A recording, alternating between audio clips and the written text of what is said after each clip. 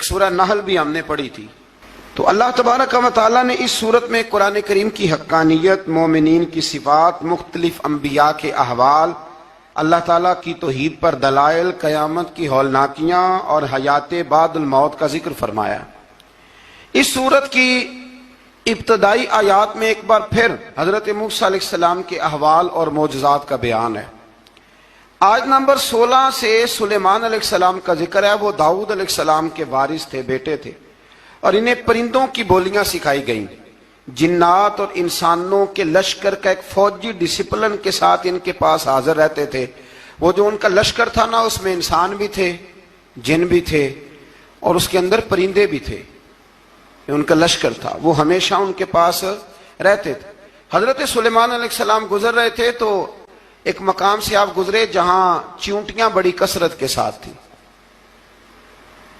تو ایک چیونٹی جو ان چیونٹیوں کی سردار تھی، ان چیونٹیوں کی بڑی تھی، اور مفسرین کرام نے یہ بھی لکھا ہے کہ وہ تھی بھی، ایک آنکھ اس کی کوئی نہیں تھی، ایک ٹانگ اس کی کوئی نہیں تھی، لیکن اس حال میں بھی وہ چیونٹی جو تھی وہ چیونٹیوں کی قیادت کر رہی تھی۔ تو حضرت سیدنا سلیمان علیہ السلام کا لشکر جب وہاں سے گزرا تو وہ کہنے لگی یا ایھا النمل ادخلوا مساکنکم، کہنے لگی چیونٹیوں اپنے بلوں میں گھس جاؤ، کہیں ایسا نہ ہو کہ سلیمان علیہ السلام کا لشکر بے دہانی میں، سلیمان کا لشکر توجہ نہ کرے اور تمہیں پاؤں کے نیچے مسل دے، لہذا اس طرح کرو کہ تم اپنے اپنے بلوں میں گھس جاؤ۔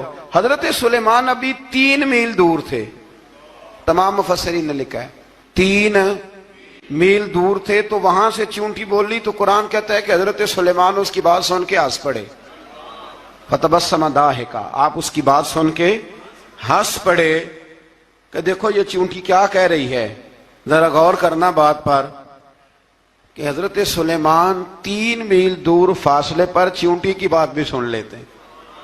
مولوی نے قرآن کی آیت پکی یاد کر لی، انا بشر مثلکم، کہتا ہے حضور نے کہا میں تمہاری طرح کا بشر ہوں، نبی ہماری طرح ہوتے ہیں جی، تو وہ تو 3 میل دور چیونٹی کی آواز سن لیتے تھے، اس کے کان میں چیونٹی رکھو بلا، اسے کہو کہ بتا بلا کیا کہتی ہے، کچھ بتائے گا پھر دوڑ لگا دے گا شاید، کان میں رکھو اس کو، کہو بتا چیونٹی کیا کہتی۔ اور اگر یہ لفظ نہ ہوتے قرآن کے کہ جب انہوں نے سنا تو ہنس پڑے، یہ جملے نہ ہوتے تو شاید اس کو بھی نہ مانتے، لیکن حضرت سلیمان نے سنی چیونٹی کی بات، اور اب اگلی بات کہنے لگا ہوں، بڑے خوبصورت لفظ لکھے ہیں مفسرین نے، فرماتے ہیں دیکھو ایک چیونٹی نے ایک جملہ بول کے، ایک چیونٹی نے ایک جملہ بول کے اپنے قبیلے کی خیر خواہی کی، تو رب نے اس کا جملہ بھی قرآن میں بیان فرما دیا۔ تو جو ساری زندگی لوگوں کو جملے بول بول کے کہے رب رسول کی طرف آ جاؤ، تو اللہ قیامت میں اس کی بات کو قائم نہیں فرمائے گا۔ جو بھی کسی کی خیر خواہی کرے وہ ایک جملہ بول کے کرے، اور ہو بھی چیونٹی، تو اگر اللہ اس کا ذکر قرآن میں باقی رکھتا ہے تو میں اور آپ اگر کسی کی خیر خواہی کریں گے تو انشاءاللہ ذکر باقی رہے گا۔ شرط یہ ہے کہ کریں خیر خواہی، خیر خواہی کرو کسی کی، ایک جملہ بول کے بھی کرو، چیونٹی بھی ہو تو اللہ قرآن میں ذکر باقی فرما دیتا ہے۔ تو اللہ تبارک و تعالیٰ نے اس بات کا ذکر قرآن مجید میں فرمایا، اس پر کئی کچھ لکھا ہے۔ اسی طرح سے ایک بات اور لکھی ہے ہمارے مفسرین نے کہ حضرت سلیمان ایک دن اسی طرح نکلے، قحط پڑ گیا تھا، بارش نہیں ہوتی تھی، تو حضرت سلیمان باہر میدان میں نکلے دعا کرنے کے لیے، خشک سالی تھی، تو جب آپ گئے تو ایک چیونٹی اپنے پر پھیلا کے دعا مانگ رہی تھی، تو رب کریم نے فرمایا سلیمان آپ واپس چلے جائیں، بارش آ جائے گی پر آئے گی چیونٹی کی دعا پہ۔ تو حضرت سلیمان نے عرض کی مولا میں بھی تو اتنا لشکر لے کے آیا ہوں نا، تو چلو ہمیں بھی دعا کر لینے دے، تو چیونٹی کی دعا پہ برسا دینا پر دعا کر لینے دے۔ فرمایا نہیں آپ واپس جائیں، دعا نہ مانگیں۔ یا اللہ کیوں؟ فرمایا چیونٹی کا دل ٹوٹ جائے گا، وہ تو کہے گی کہ یہ سلیمان کی لشکر دعا پہ پھر بارش آئی ہے، تو آپ نہ کریں تاکہ اس کے دل میں یہ بات رہے کہ نہیں میرے رب نے میری دعا پہ بارش فرمائی ہے۔ آپ جائیں، آج بارش آئے گی پر آئے گی چیونٹی کی دعا پہ۔ تو جو چیونٹی بارش کی دعا کرے قوم کے لیے، اللہ اگر اس کا ذکر قائم رکھتا ہے، تو جو اپنی قوم کے لیے ہدایت کی دعا کرے، اور کبھی کبھی گردن جھکا کے دیکھا کرو کہ دل میں رسول اللہ کی امت کا درد کتنا ہے۔ اگر کہیں حضور کی امت کا درد ہے تو پھر انشاءاللہ ذکر قیامت تک باقی رہے گا، پھر انشاءاللہ قیامت تک آنے والی نسلیں بھی آپ کا ذکر کریں گی اگر حضور کی امت کا درد سینے میں موجود ہے۔ اسی طرح سے پھر حضرت سلیمان کے لشکر میں نا ایک ہدہد نامی پرندہ بھی تھا، لشکر کا کارکن تھا پرندہ۔ ہدہد غائب تھا تو حضرت سلیمان کہنے لگا کدھر گیا وہ ہدہد؟ نظر نہ آج آیا سخت سزا دوں گا، یہاں تو کوئی اچھی خبر لائے گا، چونکہ وہ ہدہد پرندہ جاتا تھا تو خبریں لا کے دیتا تھا، ورنہ سزا دوں گا۔ اتنی دیر میں ہدہد بھی آ گیا۔ تو یہ پرندے جو کارکن ہوتے ہیں بڑے سیانے ہوتے ہیں، کبھی بندہ ناراض ہو تو صحیح خبریں لے آتے ہیں، تو صحیح خبر لے کے آ گیا۔ آتے ہی آ کے بیٹھا تو اس نے حضرت سلیمان علیہ السلام نے کہا کہاں تھے؟ عرض کرنے لگا حضور میں ملک سبا گیا تھا، وہاں ایک عورت حکمرانی کرتی ہے، اس کا نام بلقیس ہے، بہت بڑے تخت پہ بیٹھتی ہے، 80 گز اس کا تخت لمبا ہے، 40 گز چوڑا ہے، اور شاید 80 من کے 80 ٹن اس کا وزن ہے۔ تو حضور وہ سورج کو پوچھتے ہیں، تو حضرت سلیمان نے فوراً خط لکھا، فرمایا جا کے اسے میرا خط دے دو کہ یہاں تو کلمہ پڑھ کے ہماری فرما بردار بن جائے، ورنہ تیار ہو جائے، جو اللہ کے غیر کو پوچھتے ہیں ہم ان کے خلاف جنگ کریں گے۔ وہ جب لے کے گئے نا خط، یہ حدود گیا تو وہ میٹنگ کر رہی تھی، اس کے وزیر مشیر سارے بیٹھے تھے، اس نے جا کے خط پھینک دیا ملکہ بلقیس کی جھولی میں۔ اس نے خط پڑھا تو ڈر گئی، وزیروں کو بلایا۔ حضرت سلیمان، قرآن کہتا ہے حضرت سلیمان نے کہا تھا خط پھینک کے نا تو سائڈ پہ ہو کے سننا وہ کیا کہتا ہے۔ بندوں کے لیے منع ہے، پرندوں کے لیے جائز ہے۔ بندوں کے لیے منع ہے سائڈ پہ ہو کے سننا، ہاں جس کی جاسوسی کی ڈیوٹی ہو، کفر کی جاسوسی کی، اس بندے کے لیے بھی جائز ہے۔ تو یہاں ایک تو وہ پرندے تھے، دوسرا کفر کی جاسوسی کر رہے تھے، سائڈ پہ ہو کے سننے لگے۔ تو ملکہ بلقیس کہنے لگی اب کیا کرنا ہے، یہ خط آیا ہے۔ تو وہ کہنے لگے ہم تیار ہیں، آپ حکم کریں، ہم لڑنے کو تیار ہیں، لڑیں گے۔ وہ کہنے لگی نہیں تیزی نہ دکھاؤ، قرآن مجید کہتا ہے کہ وہ کہنے لگی جب لڑائیاں ہوتی ہیں تو شہر تباہ ہوتے ہیں، ملک کھنڈر بن جاتے ہیں، لڑائی مسئلے کا حل نہیں ہے۔ انہوں نے کہا کہ میں نبی ہوں، تو ایک دفعہ آزما لیتے ہیں کہ نبی ہیں کہ نہیں، معاذ اللہ آزما لیتے ہیں۔ کہا کیسے؟ کہنے لگی تحفے تحائف بھیجتے ہیں، اگر مال پر دل للچا گیا تو پھر نبی نہیں بادشاہ ہے، اور اگر مال پر دل للچایا نہ تو پھر اللہ کے کامل بندے ہیں۔ یہ فرق اس نے اس وقت بیان کیا۔ اس نے 500 کنیزیں، 500 غلام، بڑے شاندار لباس پہنا کے، 500 گھوڑا بڑا تگڑا، اس کے اوپر مال و اسباب رکھ کے تیاری کرا کے حضرت سلیمان کی طرف بھیجا۔ ہدہد پہلے سے خبر لے کے آ گیا، حضور اس نے یہ پروگرام بنایا ہے۔ وہ جب آیا سارا کچھ تو حضرت سلیمان دیکھ کے جلال میں آ گئے، فرمانے لگے اسے جا کے کہہ دو تو مجھے کیا تحفے بھیجے گی، میرے رب نے مجھے مالا مال فرمایا ہوا ہے، انہیں مالا مال کیا میرے مالک نے، جا اسے جا کے کہہ تو کیا تحفے دے گی۔ جب رب دیتا ہے تو پھر کوئی کمی نہ وہ نہیں چھوڑتا۔ بندے کیا دے سکتے ہیں، بندے تو بیچارے 10 دے کے تو 10 دن ان کی آنکھیں نہیں کھلتی۔ فرمایا مجھے اللہ نے جو دیا ہے کیا بات ہے اس کے دینے کی، تو فرمایا اسے کہو یا فرما بردار ہو کے آ جائے یا جنگ کے لیے تیار ہو جائے، ہم اسے اس کے شہر سے ذلیل کر کے نکال دیں گے۔ اس نے جا کے جب پیغام دیا تو اور ان لوگوں نے بھی آ کے بتایا کہ وہاں تو ہم عجیب منظر دیکھ کے آئے ہیں کہ جانور بھی ہاتھ باندھے کھڑے ہیں، وہاں تو جنات، سرکش جنات کھڑے ہیں، وہ بادشاہ نہیں وہ نبی ہیں، وہ جو 500 غلام اور 500 کنیزیں گئی تھی، حوال سنایا آ کے۔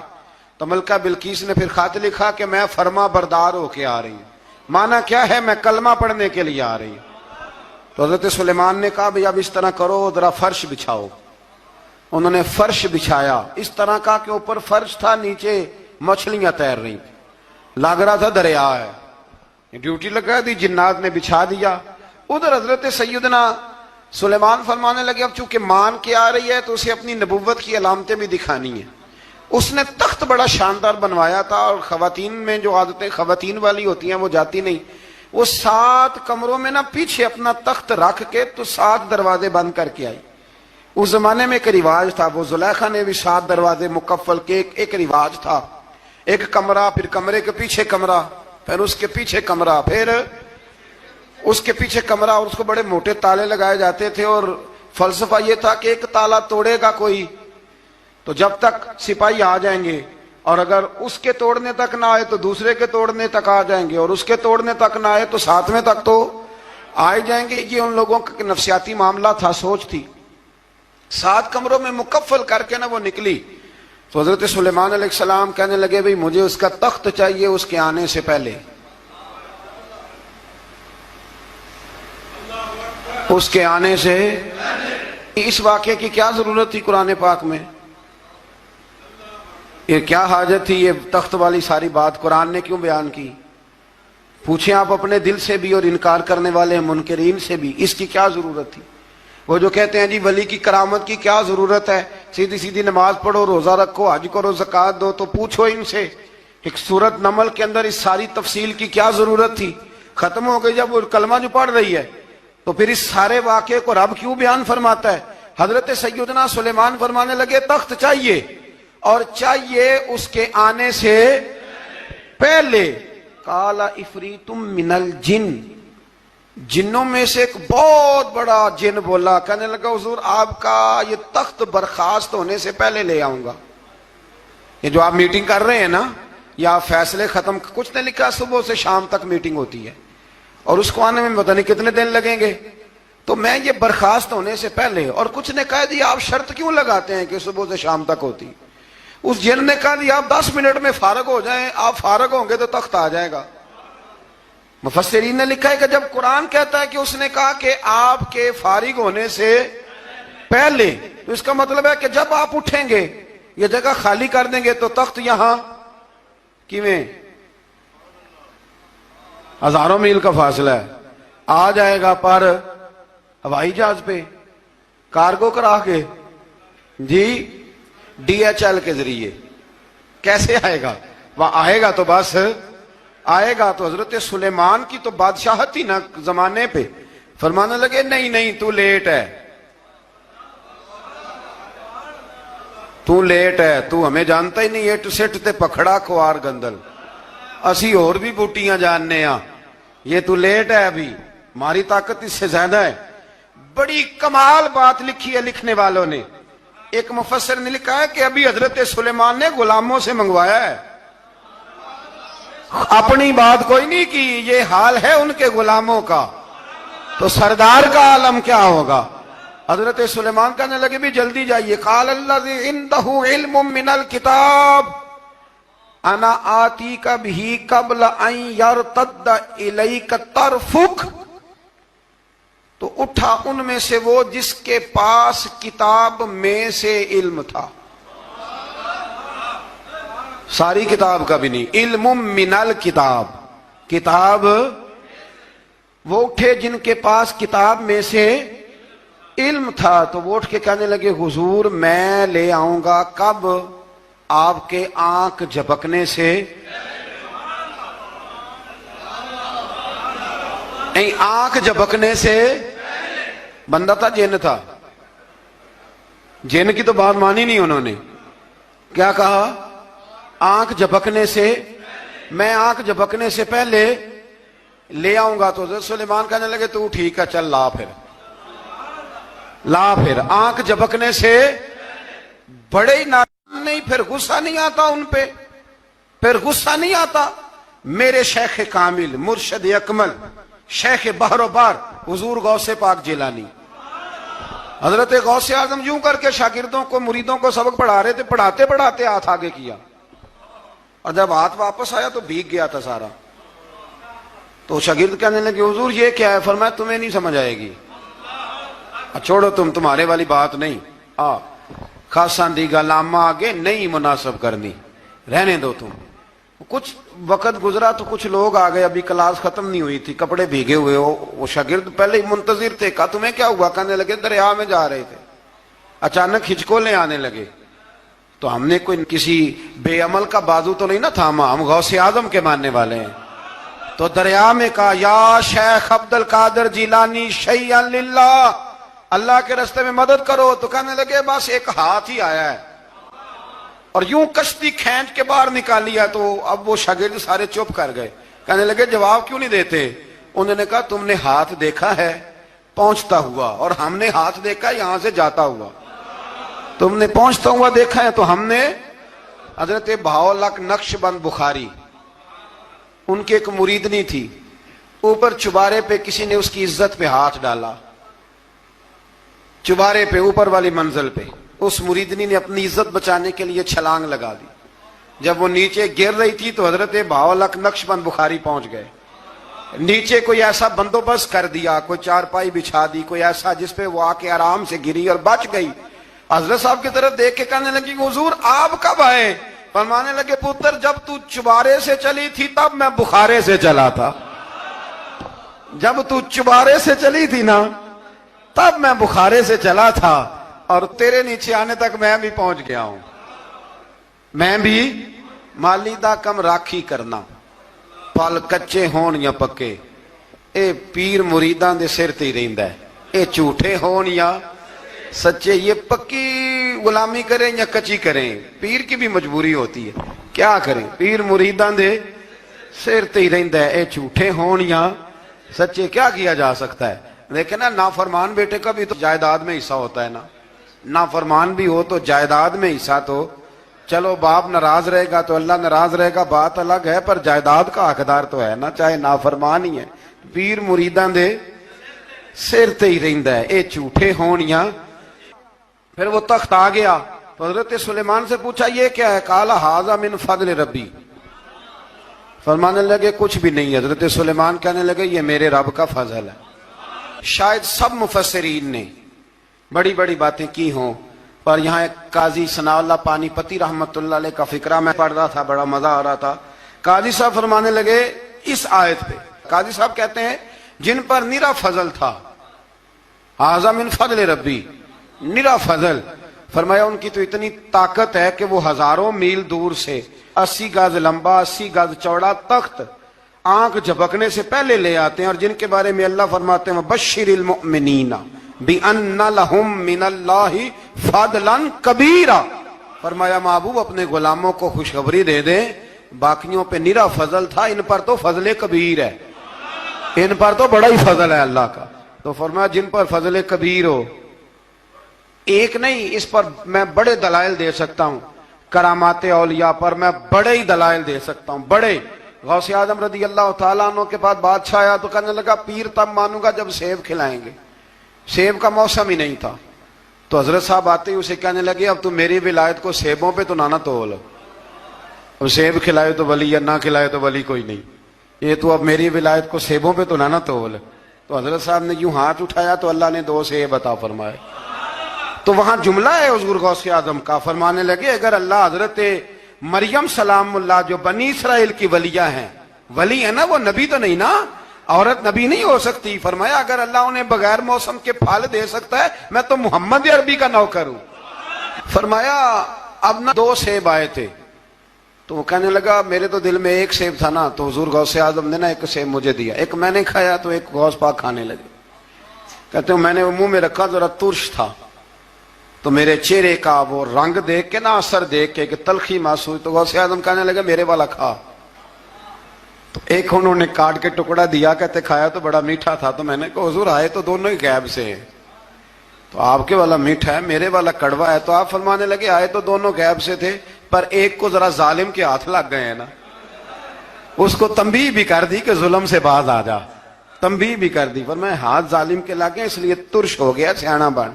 1 نہیں 20 درجنوں. لیکن پتہ نہیں کیوں لوگ اڑ گئے, پتہ نہیں کیوں کڑ کے آ گئے. کرامت اولیاء کے معاملے میں بالکل, ابھی کسی حدیث میں یہ نہیں آیا کہ اس زمانے میں ولی ہوں گے تو اس زمانے میں ولی نہیں ہوں گے. حضور نے فرمایا میری امت کبھی گمراہی پر جمع نہیں ہوگی. اقبال کہتے ہیں اولیاء کیا ہوتے ہیں, اولیاء کیا ہیں, جواسیس القلوب. اقبال کہتا ہے ولی کا بہت بڑا ولی تم نے دیکھنا ہو تو اسے دیکھو جو تیرے دل کا جاسوس ہے. چلو یہ مشکل بات ہے, میں نہیں چھیڑتا, لیکن جو تیرے وہ جاسوسی کرتا ہے, پر کرتا ہے تیرے دل کی, وہ تیرے دل کا جاسوس ہوتا ہے ولی. اور اس پر حضور کی حدیث ہے, فرمایا اس کی فراست قلبی سے ڈر, یہ اللہ کے نور سے دیکھتا ہے, ڈر اس کی فراست قلبی سے. اللہ توفیق عطا فرمائے. 12 اس ولی کا نام تھا آصف بن برخیہ. آصف بن برخیا جو حضرت سلیمان کے وزیر تھے، وہ آئی ملکہ بلقیس، اور جب وہ آئی نا تو اس نے دیکھا کہ یہ تو آگے سامنے حضرت سلیمان بیٹھے ہیں، اور جو رستہ ہے نا درمیان میں وہ فرش ہے کہ دریا ہے سمجھ نہیں آ رہی، تو اس نے نا اپنا یوں کر کے اوپر کپڑا اٹھانا شروع کر دیا کہ نیچے پانی ہے، تو حضرت سلیمان کہنے لگے چلتی آ، نیچے کچھ بھی نہیں۔ اس نے پیر رکھا، نیچے مچھلیاں بھی تیرتی جا رہی تھی۔ حضرت سلیمان علیہ الصلوۃ والسلام، آج بھی اللہ نے توفیق دی ہے نا لوگوں نے اس طرح کی تعمیر۔ روٹی کیوں پکی؟ جلال آ گیا، یہ کہاں کی شرافت ہے بھائی؟ جب تو نے پکا بکایا نہیں کھایا تھا تب بھی تو ہی تھا، اور آج تجھے، اور پھر اس سے آگے گزرتے ہم، ذرا نمک تیز کیوں ہے ہنڈیا میں؟ اور میرے پاس ایسے مسائل طلاق کے آتے ہیں کہ جناب بیوی نے ہانڈی ٹھیک نہیں پکائی تھی، خامد کو جلا لایا، اس نے کہا طلاق طلاق طلاق، لا حول ولا قوت۔ یہ کہاں کا انصاف ہے؟ ہنڈیا ٹھیک نہیں پکی، سالن میں مرچیں زیادہ ہیں، روٹی جو ہے وہ جلا دی ہے، تو نے ٹھیک طریقے سے پکائی نہیں، سالن کے ساتھ سلاد کیوں نہیں بنایا؟ بھائی ذرا تھوڑا سا خیال کر، اگر اللہ نے تجھے مرد بنایا ہے، وہ تجھے عورت بنا دیتا تو تو احتجاج کر سکتا تھا؟ اس نے تجھے اگر اشرف المخلوقات بنا دیا ہے تو اتنا تکبر، اتنا غرور؟ سنو رسول پاک علیہ السلام کا طریقہ، بخاری مسلم کی حدیثیں، رسول پاک صلی اللہ علیہ وسلم کی زوجہ سیدہ طیبہ طاہرہ ام المومنین حضرت عائشہ صدیقہ رضی اللہ تعالیٰ عنہ فرماتی ہیں، وہ دن جب اللہ نے ہمیں خوشحالی دے دی، وہ دن جب اللہ نے فتح دے دی، اذا جاء نصر اللہ والفتح ورأیت الناس یدخلون فی دین اللہ افواجا ان فتحنا لک فتحا مبینا کی جب اللہ تبارک و تعالیٰ نے خوشخبریاں سنائی، بڑا مال بڑا کچھ، فرماتی ہیں گھر میں کھانا تیار ہوتا تھا، اگر حضور کو پسند نہیں نہ آتا تھا حضور چلے جاتے تھے، چھوڑ دیتے تھے۔ فرماتی ہے میں نے پورے 9 سال میں ایک بار بھی ایسا نہیں دیکھا کہ رسول پاک نے پکے ہوئے سالن میں سے نقص نکالا ہو، حضور نے کبھی نقص نکالا ہو، کبھی۔ ہم باز ہی نہیں آتے، مہمان جائیں گے کسی کے گھر، اسے کہیں گے یار ذرا نمک لانا تھوڑا سا، یعنی تو مہمان گیا کسی کے گھر اور تو اپنے میزبان کو یہ بتا رہا ہے کہ تمہیں تو نمک ڈالنے کا طریقہ نہیں آتا۔ ہم انسلٹ کرتے ہیں میزبان کی، ذرا نمک لائیے گا تھوڑا سا۔ اچھا جی، آپ کا حال یہ ہے کہ آپ ان کو بتلانا چاہ رہے ہیں کہ تمہیں تو ہنڈیاں نہیں پکانی آتی، تمہیں تو نمک پورا کرنے کا سلیقہ اور ڈھب نہیں آتا۔ یہ ہمارا اور رسول پاک کا انداز یہ ہے، اپنے گھر گئے ہیں اور حضور کی بیویاں صرف بیویاں نہیں بلکہ نبی پاک کی امتی بھی ہیں، صرف بیویاں نہیں خادمائیں بھی ہیں، ان کے لیے بحیثیت امتی حکم ماننا بھی ضروری۔ اور جتنی نفاست اور جتنا حسن نبی پاک کی طبیعت میں تھا کسی کی طبیعت میں ہو ہی نہیں سکتا، باوجود اس کے سیدہ فرماتی ہے کھانا پسند نہیں آیا تو چھوڑ دیا، نہیں کھایا، لیکن رسول پاک نے کبھی نقص نکالا، اور یہاں اس بات پہ طلاقیں ہو رہی۔ اگلی حدیث سنیے، حضرت عائشہ صدیقہ فرماتی ہیں حضور گھر آئے، کہا عائشہ کچھ کھانے کو ہے؟ میں نے کہا حضور سرکے کا سالن بنایا۔ کیا کیا ہے؟ اور حضور صحیح بنا بھی نہیں، دل میں خیال آ رہا ہے، یہ تو بتا دیا کہ سرکے کا سالن، اور طبیعت یہ کہتی تھی کہ صحیح بنا ہوا نہیں ہے، صحیح بنا بھی نہیں، اور پھر بنا بھی جلدی میں ہے، اور وہ اس قابل نہیں کہ میں پیش کر سکوں۔ میں نے کہا حضور سرکے کا سالن ہے، آپ ذرا انتظار فرمائے میں پتہ کراتی ہوں۔ حضور نے فرمایا وہی لے آؤ۔ اب حضرت عائشہ صدیقہ کے لفظ سے فرماتی ہیں کہ میرا دل گواہی دیتا تھا کہ سالن ٹھیک نہیں پکا، میں نہیں چاہتی تھی حضور کی خدمت میں پیش کروں۔ فرماتی ہیں میں نے حضور کے سامنے رکھا سرکہ، روٹی رکھی، فرماتی ہیں اب میرا چہرہ اترا ہوا ہے، اب میں امید رکھتی ہوں اس بات کی کہ رسول پاک کچھ تبصرہ فرمائیں گے، امید ہے کہ حضور کچھ جملے کہیں گے، لیکن واہ سلام اس پر کہ جس نے دشمنوں کو بھی قبائیں دی، سلام اس پر کہ جس نے گالیاں سن کر دعائیں دی۔ کیا انداز ہے میرے محبوب کا، اور کیا خوبصورت طرز گفتگو ہے۔ حضرت عائشہ فرماتی ہیں حضور نے لقمہ منہ میں ڈالا، جیسے ہی اندر لقمہ گیا میں منتظر تھی کہ تبصرہ آئے گا، حضور بول لے، لب کھول لے، حکمت کے موتی رول لے، اور حضور نے کیا فرمایا؟ فرمایا عائشہ کیا خوب سالن پکایا ہے، کیا لذیذ سالن پکایا ہے، کیا بات ہے آج تو کھانے کی، آج تو کیا بات ہے۔ حضرت عائشہ صدیقہ رضی اللہ تعالیٰ عنہ فرماتی ہے میں ذرا سا اپنا چہرہ مدم کر کے ذرا سا چہرہ مدم کر کے پیچھے ہٹی. فرماتی ہے میں نے رخ پھیرا تو میری آنکھوں میں آنسو آ گئے. میں رو پڑی اور میرے دل میں خیال آیا کہ عائشہ تیرے کتنے بڑے مقدر ہیں. خدا نے تجھے ایسا سرتاج اور ایسا شوہر دیا ہے, کائنات میں نہ پہلے کسی کو ایسا ملا ہے, نہ قیامت تک دوبارہ ایسا مل سکے گا. ایسا کوئی محبوب کہیں دیکھا نہ کہیں ہے. بیٹھا ہے چٹائی پہ مگر عرش نشیں ہے, اور ملتا نہیں کونین کو کیا کیا تیرے در سے ایک لفظ نہیں ہے جو تیرے لب پہ نہیں ہے. دوستو, حضرت عائشہ پکانے والی بی بی کہہ رہی ہے کہ صحیح نہیں پکا, اس قابل نہیں کہ خدمت اقدس میں پیش کر سکوں, لیکن میرے محبوب کا طریقہ دیکھو. ہمارا کیا حال ہے, ہمارا کیا حال ہے. اور بڑی معذرت کے ساتھ, آپ میرے اپنے ہیں, آپ سے ایک بات شیئر کرتا ہوں. ہم تو باہر کا غصہ بھی گھر جا کے نکالتے ہیں.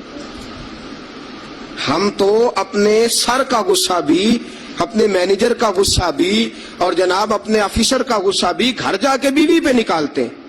اس لیے کہ گہری جگہ پہ پانی ذرا جلدی آ جاتا ہے نا, یہ جملے ٹھیک نہیں. حضرت عائشہ صدیقہ فرماتی ہیں حضور جب بھی گھر کا دروازہ کھولتے تھے, اور آپ جانتے ہیں میرے رسول پاک کو دنیا میں سب سے زیادہ غم آئے ہیں, سب انبیاء سے زیادہ دکھ نبی پاک علیہ السلام نے برداشت کیے, حدیث صحیح سے ثابت ہے.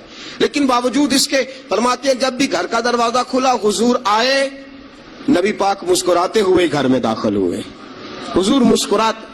بعض تو ایسے نادان دوست ہیں کہ گھر میں گئے نہیں اور کرفیو لگا نہیں, بس جناب یہ کیا ہوا, یہ کوئی ڈکٹیٹر گھر میں آیا, یہ کوئی آمر کھپا, کوئی ہلے نہیں, کوئی بولے نہیں, کوئی بچہ بات نہیں کرے, کسی کی ضرورت نہیں, خبردار کوئی بندہ بولے نا.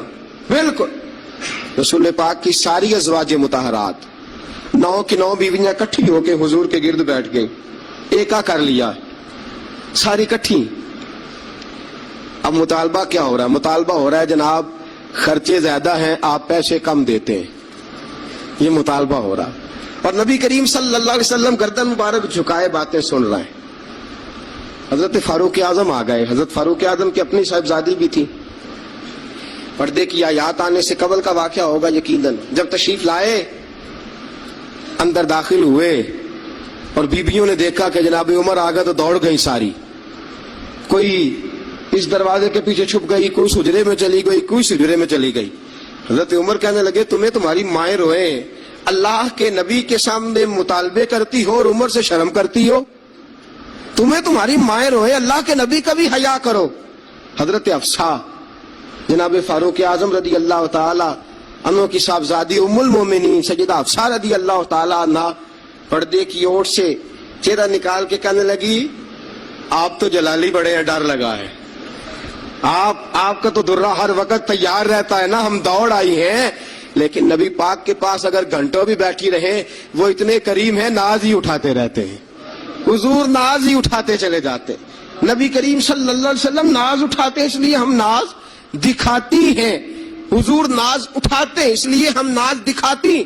حضرت عمر فاروق رضی اللہ تعالی عنہ کو خواتین نے یہ جواب دیا, گویا حضور کی سیرت کا وہ مشترکہ پہلو جو ان 9 ازواج مطہرات کی مشترکہ روایت تھی پیش کی.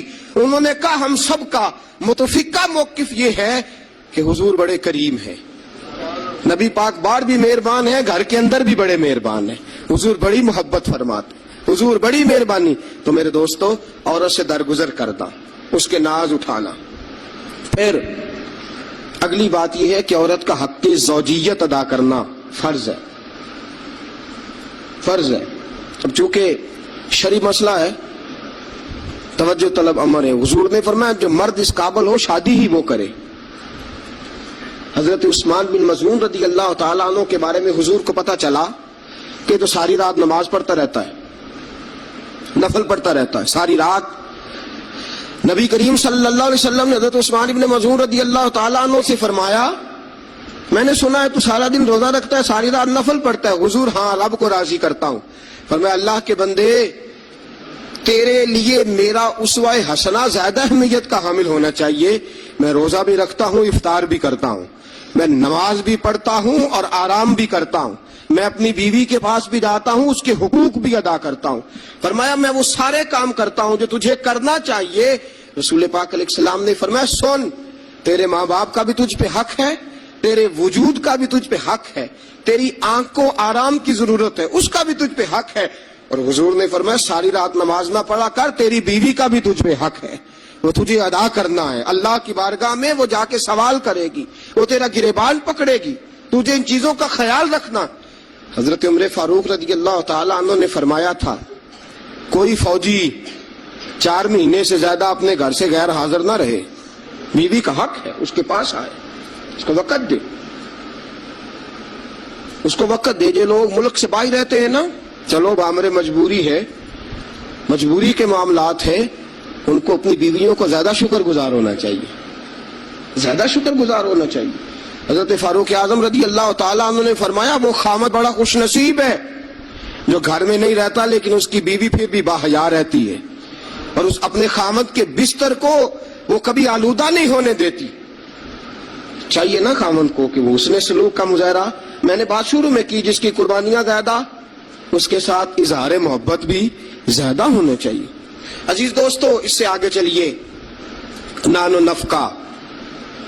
رسول پاک علیہ السلام نے فرمایا جس طرح اپنے کپڑے پہنو اسی طرح اپنی بیوی کو بھی پہناؤ، جس طرح کا کھانا اپنے لیے پسند کرتے ہو اس طرح اپنی بیوی کے لیے بھی۔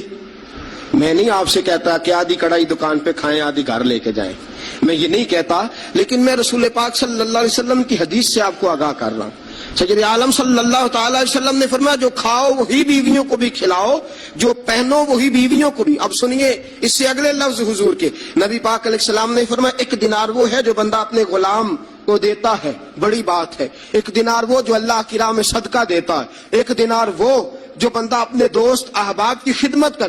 فرمایا یہ سارے ہی دینار خرچ کرنا بڑے اچھے ہیں، لیکن فرمایا سب سے زیادہ ثواب اسے اس دینار کا ملے گا جو وہ اپنی شریک حیات اپنی بیوی پہ خرچ کرے گا، سب سے زیادہ اسے اس کا اجر ملے گا جو اپنی بیوی پہ وہ پیسہ خرچ کرے گا، سب سے زیادہ اس پہ اجر ملے گا۔ ایک ہے نان و نفقہ، اور اعلیٰ حضرت نے لکھا کچھ اضافی خرچہ بھی دو اسے، اور جب اسے تھوڑا بہت اضافی خرچہ دو تو بعد میں حساب بھی نہ مانگو۔ حساب اعتماد ہونا چاہیے، تمہیں اعتماد ہونا چاہیے کہ تمہاری بیوی کوئی غیر شرعی حرکت نہیں کرتی، لیکن اگر تم اسے اضافی خرچہ دو تو اس سے حساب دیکھیں۔ اس میں کتنے میٹھے پہلو ہیں، ہو سکتا ہے کہ اس کے میکے میں کوئی حاجت ہو تو وہ کسی طریقے سے پوری کرتی ہو سکتا ہے کچھ ایسی ضروریات زندگی ہوں جن کو وہ اپنے خامند کے سامنے بیان کرنا اپنے خاندان کی عزت کے لائق نہ سمجھتی ہو، اسے دو خرچہ اضافی، لیکن بعد میں اسے استفسار نہ کرو۔ ہاں اگر تمہیں شک ہے کہ کوئی ایسا کام ہو رہا ہے جو گھر کی عزت کے خلاف ہے، پورا اختیار حاصل ہے تمہیں بات کرنے کا۔ جاگیے ذرا، آنکھ کھولیے اور میری بات بڑی توجہ سے سنیے۔ نبی اکرم صلی اللہ تعالی علیہ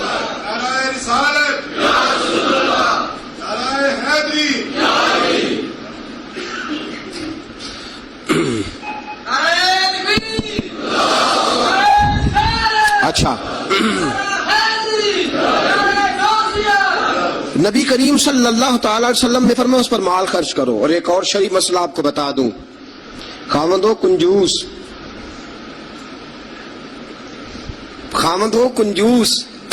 کٹھن مسئلہ ہے نا، اور وہ بیوی کو ضرورت کے پیسے بھی نہ دیتا ہو، تو اس عورت کو اجازت ہے کہ خاوند کی اجازت کے بغیر اس کے پیسے لے کے استعمال کر سکتی ہے۔ شریعت نے اجازت دی ہے نا اسے۔ نہیں، مجھے سویرے ایک صاحب کہنے لگے اتنے حق نہ بیان کر دینا، بیویاں پہلے ہی بہت زیادہ اصرار کرنے والی، اتنے نہ حق بیان کر دینا۔ میں نے کہا حقوق میں نے مقرر کیے ہیں کہ اللہ رسول نے مقرر فرمائے؟ اگر اللہ رسول نے مقرر فرمائے تو میں تو راوی ہوں نا، میں تو ایک راوی، ایک درمیان میں صرف واسطہ ہوں کہ میں نے کہیں سے پڑھا اور آپ تک پہنچا دیا۔ اگر حضرت ہندا بن ابی سفیان، جناب ابو سفیان کی زوجہ، رسول پاک کی خدمت میں عرض کرنے لگی حضور خامد میرا بڑا کنجوس ہے بھی مالدار، حضور ضرورت کے پیسے بھی نہیں دیتا، نان و نفقہ بھی پورا نہیں کرتا، کپڑی روٹی کے پیسے بھی پورے نہیں کرتا، حضور مجھے پتا ہے پیسے کہاں رکھتا ہے، اپنی مرضی سے لے لوں۔ حضور نے فرمایا ضرورت کے مطابق لینا، یہ نبی پاک کی حدیث سے ثابت۔ فرمایا ضرورت کے پیسے لے سکتی ہے تو، اضافی خرچہ نہیں۔ اضافی خرچہ وہ اپنی مرضی سے، اب جی حق ہے نا عورت کا، بات سخت ہے تھوڑی سی خامدوں کے لیے، لیکن چونکہ حق ہے، عورت کا حق ہے اور اللہ رسول نے اسے دیا ہے، تو بہرحال سمجھنا چاہیے نان و نفقہ اگر کوئی خامد صحیح ادا نہیں کرے گا تو بیوی کو حق حاصل ہے کہ وہ بغیر اس کی اجازت کے اپنے کھانے کے لیے، اپنے کپڑوں کے لیے، ضروریات زندگی کے لیے، وہ بغیر اس کی اجازت کے اس کے پیسے استعمال کر سکتی ہے۔ تو عزیز دوستو، نبی اکرم صلی اللہ علیہ وسلم نے یہ سارے حقوق بیان فرمائے۔ اب ذرا آگے چلیے، اس سے اگلی بات ہے خاوند کا اپنی بیوی کے ساتھ حسن سلوک کرنا۔ اب دیکھیے میرے محبوب نے کیا فرمایا، فرمایا خیرکم خیرکم لأہلہ، تم میں سب سے بہترین شخص وہ ہے جو اپنے گھر والوں کے لیے بہتر ہے، سب سے بہترین۔ اور حضور نے فرمایا انا خیرکم لأہلہ، فرمایا میرے گھر والوں سے پوچھ لو جا کے لیے، اس کا سلوک اپنے بیوی بچوں کے لیے اچھا ہے۔ میں نے وہ ساری باتیں شروع میں عرض کر دی، تعدیباً عورت کو ہلکی پھلکی سزا دینے کی اجازت دی، لیکن ساتھ ساتھ جو حقوق متعین فرمائے، حسن اخلاق کا جو مظاہرہ فرمایا، میٹھی بات کرنے کا حکم دیا، عورت کے ساتھ نرم لب و لہجہ اختیار کرنے کا حکم ارشاد فرمایا، فرمایا وہ سارا کچھ چھوڑ چھاڑ کے آئی۔ اور پھر دوسرا نقص یہ ہے، اس کی ایک فطری کمزوری ہے کہ وہ ناقص العقل ہے، وہ ٹیڑھا پن رکھتی ہے، اس کی طبیعت میں شامل ہے۔ تو اعلیٰ ظرف ہے، تو مرد ہے، اللہ نے تجھے افسر بنایا، تیرا کام ہے کہ اس کے ساتھ حسن سلوک کرے۔ نبی اکرم صلی اللہ تعالی علیہ وسلم کی پیاری زوجہ سیدہ طیبہ طاہرہ حضرت عائشہ صدیقہ رضی اللہ تعالی عنہ فرماتی ہیں، میں حضور گھر میں ہوتے تھے تو بے تکلف گفتگو کر لیتی تھی، بے تکلف، جو مجھے کہنا ہوتا تھا میں بغیر جھجک کے نبی کریم علیہ السلام کی خدمت بابرکت میں بات عرض کر دیتی تھی۔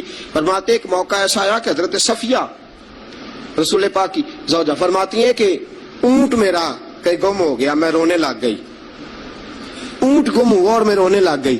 صفیہ فرماتی ہیں رسول پاک صلی اللہ علیہ وسلم تشریف لائے اور نبی پاک علیہ السلام نے پہلے اپنی مقدس چادر مدثر والی اور مزمل والی کملی، فرماتے حضور نے اس کے ساتھ میرے آنسو صاف کیے، اور آنسو صاف کر کے حضور نے کچھ ایسی باتیں چھیڑ دی کہ میں نے ہنسنا شروع کر دیا۔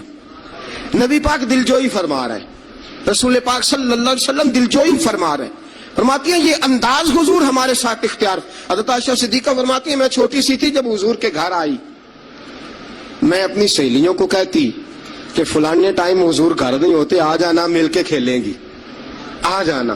فرماتی چھوٹی سی تھی جب رسول پاک کے حرم میں داخل ہو گئی، اپنی سہیلیوں کو کہتی حضور فلاں وقت نہیں ہوتے، آ جانا مل کے کھیلیں گے۔ فرماتی ہیں بچیاں میرے ساتھ کھیلتی اور حضور کبھی بے وقت آ جاتے، جو آنے کا وقت نہ ہوتا، کسی کام سے آ جاتے۔ فرماتی ہیں جب حضور آتے تو میری سہیلیاں چھپ جاتی۔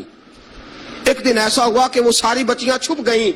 سبحان اللہ، قربان جائیں رسول پاک کے طرز پر، انداز محبت پر۔ فرماتی ہیں حضور اٹھے، اب حضور سے کوئی چیز چھپ تو نہیں نہ سکتی۔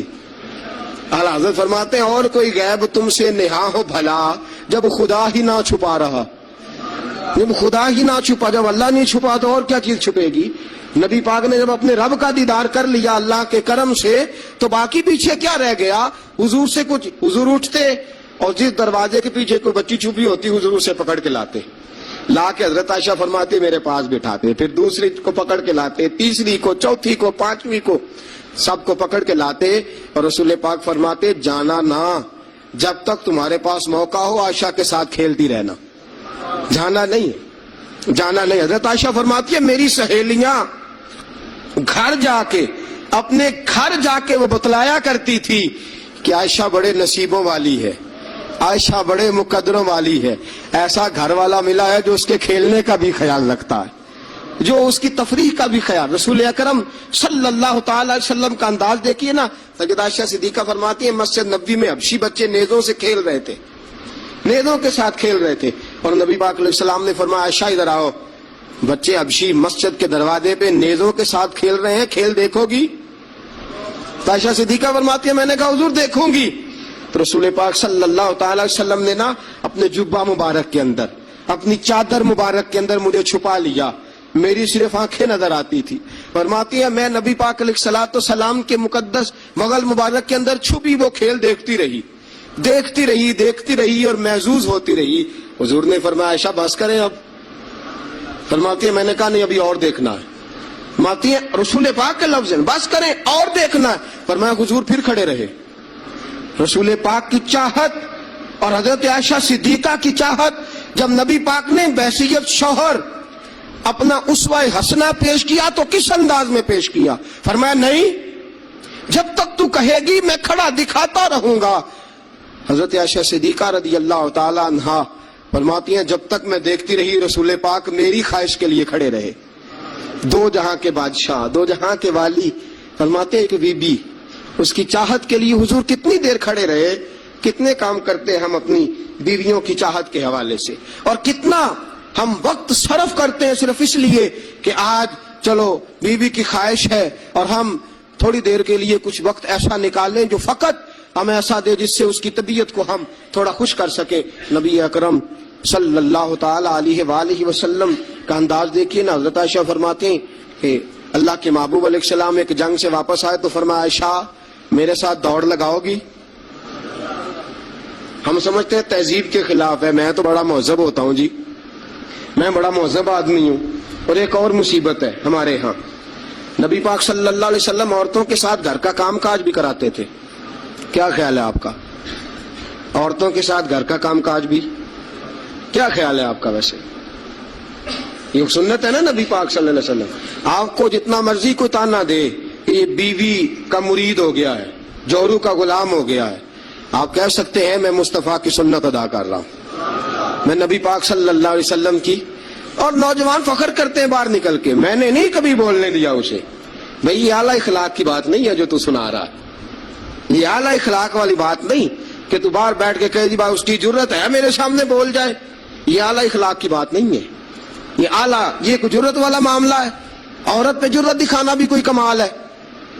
रसूल अकरम सल्लल्लाहु ताला अलैहि वसल्लम ने फरमाया आयशा दौड़ लगाओगी?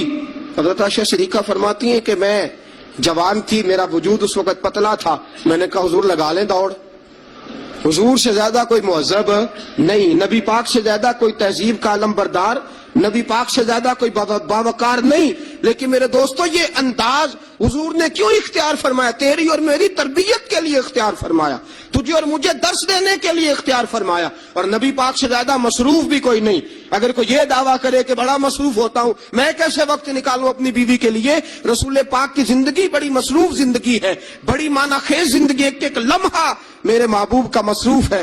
लेकिन आप अंदाज क्या इख्तियार फरमाते हैं? मैं आयशा चलो दौड़ो। हजरत आयशा सिद्दीका फरमाती हैं दौड़ लगाई और मैं जीत भी गई। दौड़ लगाई भी, हुजूर पीछे रह गए, मैं आगे निकल गई। फरमाती है रसूल पाक ने मुझे खजूरें भी अता फरमाई, नबी पाक ने मुझे पानी भी पिलाया। दौड़ के दौड़ती दौड़ती थक गई। फरमाती है फिर एक मौका आया, हुजूर ने फरमाया आयशा आज फिर दौड़ लगा लो। फरमाती है मेरा वजूद थोड़ा मोटा हो गया था, थोड़ा सा वजूद मेरा भारी हो गया था। रसूल पाक ने फरमाया लगाओ दौड़। आयशा सिद्दीका फरमाती हैं दौड़ लगाई तो हुजूर जीत गए, रसूल पाक जीत गए, मैं पीछे रह गई। हुजूर ने फरमाया आयशा ये पिछली दफा का बदला हो गया, मैंने आज तुम्हें कहा ही इसलिए था कि मुझे पता था आज हार जाओगी।